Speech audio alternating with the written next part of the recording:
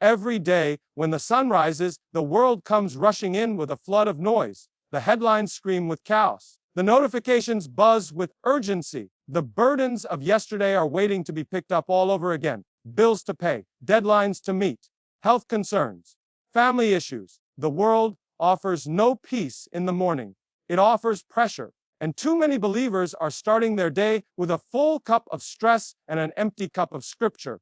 That's why this principle is foundational. We must begin our day not with the world's problems, but with God's promises.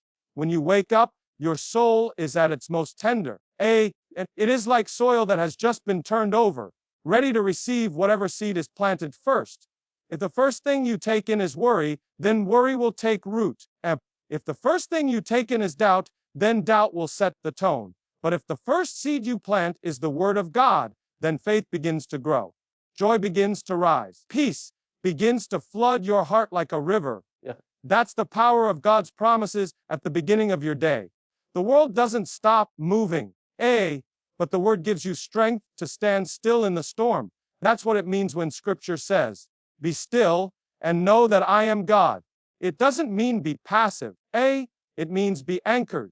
It means before the phone rings, before the coffee brews, before your feet hit the floor, your spirit has already connected with the throne of grace. God's Word is not merely a source of information, it is a wellspring of transformation. When you open the Scriptures in the morning, and you're not just reading a book, you're inviting the author to speak.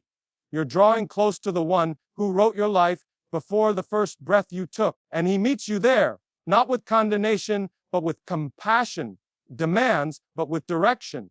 His promises remind you that no matter what the news says, no matter what the doctor says, no matter what the enemy whispers, you are not forsaken. You are not forgotten. You are chosen. You are loved.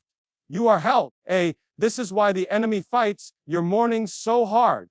He knows if he can take your first moments, he can twist the rest of your day. But when you choose to start with God's promises, when you meditate on His faithfulness before facing the noise, you have already won a battle before the world even knows you've risen. Psalm 91 begins with a declaration that is both intimate and powerful, and "He that dwelleth in the secret place of the Most High shall abide under the shadow of the Almighty." This isn't just a poetic line.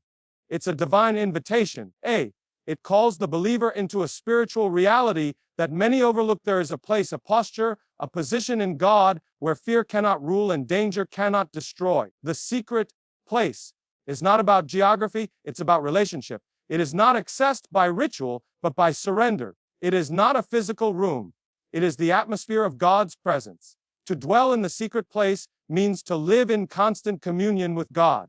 Not just a visit on Sunday, a not casual morning devotion, but a heart anchored in the awareness that God is near. And when we dwell in that place, when we make the Most High our habitation, something happens. Psalm 91 tells us that we abide under the shadow of the Almighty. That word, shadow, speaks of closeness.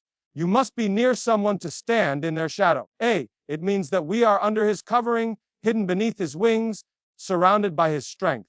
His presence becomes our protection. The psalm continues with a list of promises so bold, they almost seem impossible. Surely He shall deliver them from the snare of the fowler and from the noisome pestilence. 1,000 shall fall at their side, and 10,000 at their right hand, but it shall not come nigh them. These are not exaggerated words. They are not poetic exaggerations to comfort the weak.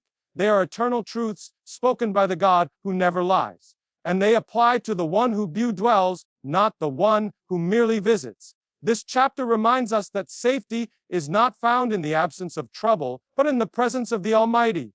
The pestilence may come, the arrows may fly, the enemy may rage, but the one who lives in the secret place is covered. That coverage isn't based on your worthiness, your background, or your strength. It is based on your position. Whether or not you are under His shadow, the world may offer you security in things, insurance policies, locked doors, and emergency plans. But Psalm 91 offers divine security, a supernatural shield that man cannot give and Satan cannot penetrate. To dwell in this place is to wake up and say, I will say of the Lord, He is my refuge and my fortress, my God, in Him will I trust. Those are not words of fear. They are declarations of authority. They are weapons in the mouth of a believer who knows their position. Psalm 11:21 begins with a question that speaks to every human heart. I will lift up mine eyes unto the hills, from whence cometh my help. It's a cry that resonates across generations because every person, no matter how strong or successful, reaches moments where they feel overwhelmed, uncertain, and in need.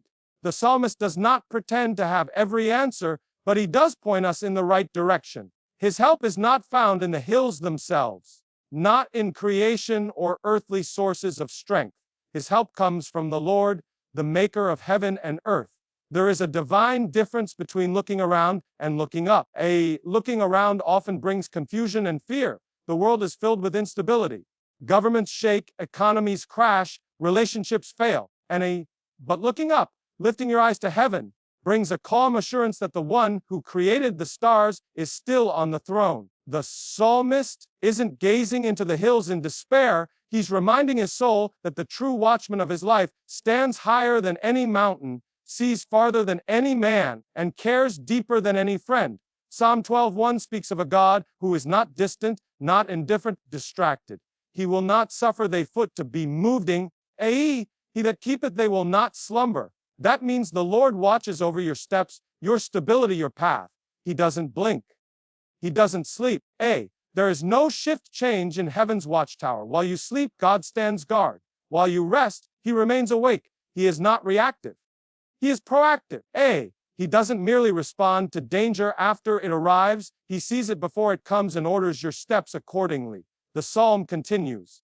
The Lord is thy keeper. The Lord is thy shade upon thy right hand. This isn't passive watching, it's active covering.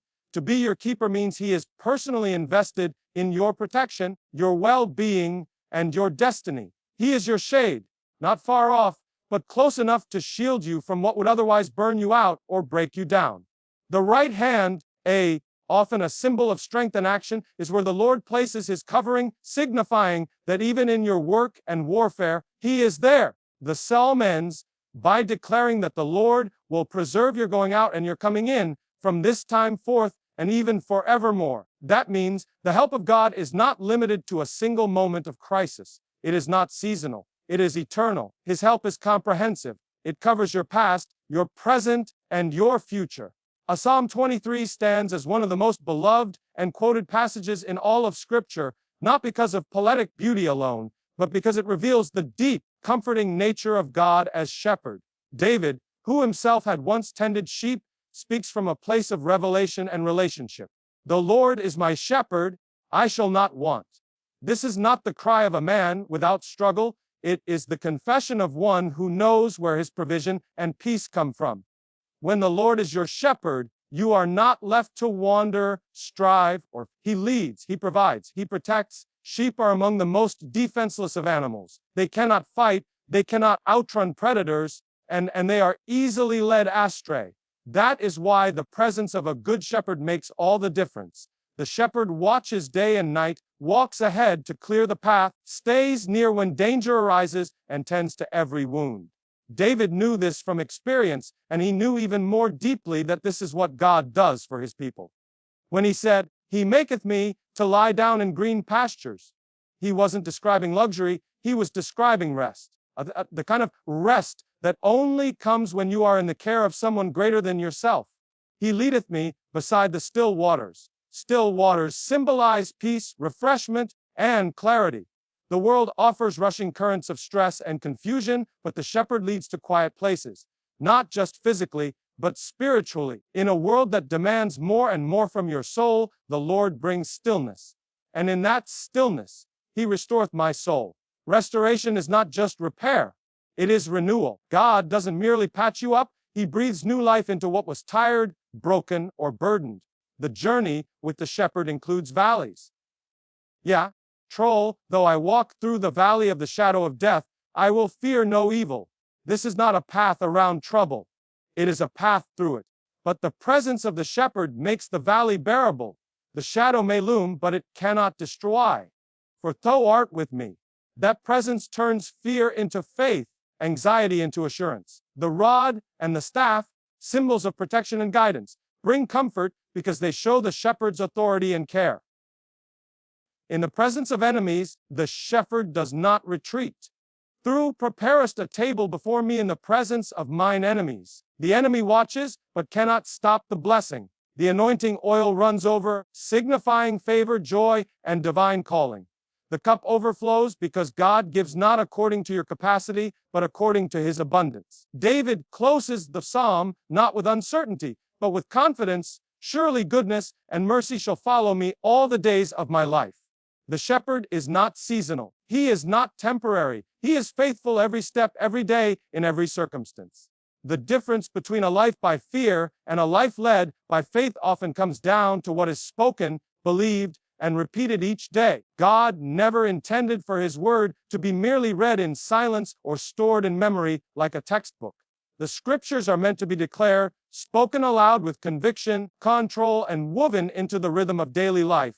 The mouth is not only for eating bread but for releasing power. The Bible says that death and life are in the power of the tongue. And what you declare first thing in the morning sets the tone for the spiritual battles you will face throughout the day. There is a reason Jesus himself said, "It is written." When confronting the enemy in the wilderness, he didn't just know the word, he used it. He spoke it. He declared it in the face of temptation, accusation, and isolation. That is the pattern for the believer. Psalm 91 must not remain a quiet comfort. It must become a battle cry. Psalm 121 is not just a reflection, it is a proclamation. Psalm 23 is not only for funerals, it is for the battlefield of daily life, spoken as a declaration that the Lord is my shepherd, no matter what the day may hold. The enemy does not fear your routine, he does not fear your business or your calendar, but he does fear your faith, and faith is released through the tongue. When you rise in the morning and declare, I dwell in the secret place of the Most High, you are not just quoting scripture, you are placing yourself under divine covering. When you say, my help comes from the Lord, you are not just speaking hope, you are inviting heaven's authority into your earthly circumstances. When you affirm, I shall not want, you are rejecting the lie of lack and embracing the abundance of your shepherd. Victory is not found in reacting to what the day brings, but in preparing for what the day might hold. A soldier does not wait until the war breaks out to put on his armor. He rises early and equips himself before the battle begins. In the same way, the believer who opens their mouth in the morning to declare God's word is already stepping into the day clothed in truth, shielded by faith, and armed with the sword of the Spirit,